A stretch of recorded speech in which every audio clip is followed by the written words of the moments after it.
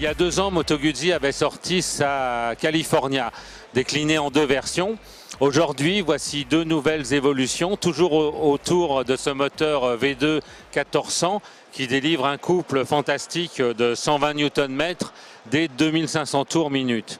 Donc un moteur qui n'évolue pas mais qu'on replace dans une partie cycle un peu plus dépouillée, qui rappelle aussi un aspect un peu vintage. L'Eldorado, c'était une moto qui existait dans la marque dans les années 70.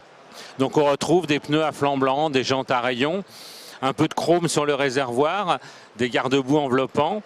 On voit le feu arrière qui descend jusqu'en bas avec les petits clignotants. Un guidon corne de vache.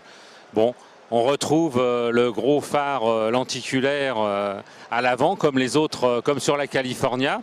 On note quand même que l'avant s'abaisse avec une jante de 16 pouces, une hauteur de selle donc, qui passe à 724 mm.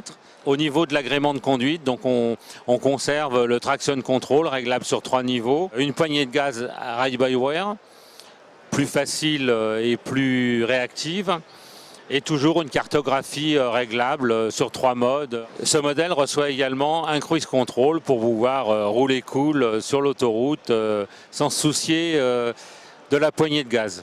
Là, c'est l'Eldorado. Nous allons passer maintenant à l'Audace, donc un modèle plus muscle bike, donc plus dépouillé mais plus moderne, avec des feux arrière à LED entièrement intégrés dans le garde-boue, une ligne épurée, une selle monoplace et toujours les mêmes caractéristiques moteurs qui privilégient la puissance et un couple vraiment disponible à tous les régimes. Sur cette version Audace, on note aussi un échappement court, un amortisseur arrière avec bonbonne séparée et des rétroviseurs minimalistes.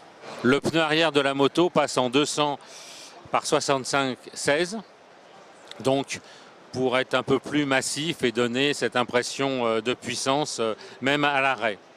Donc ces machines arriveront avant le printemps 2015, mais le tarif n'est pas encore connu. Mais Moto Guzzi nous a fait une petite surprise à ce salon EICMA. C'est un prototype, un concept bike qui préfigure peut-être la prochaine California ou Moto Guzzi Bobber. On ne voit absolument pas ni la suspension ni quasiment la roue, le disque.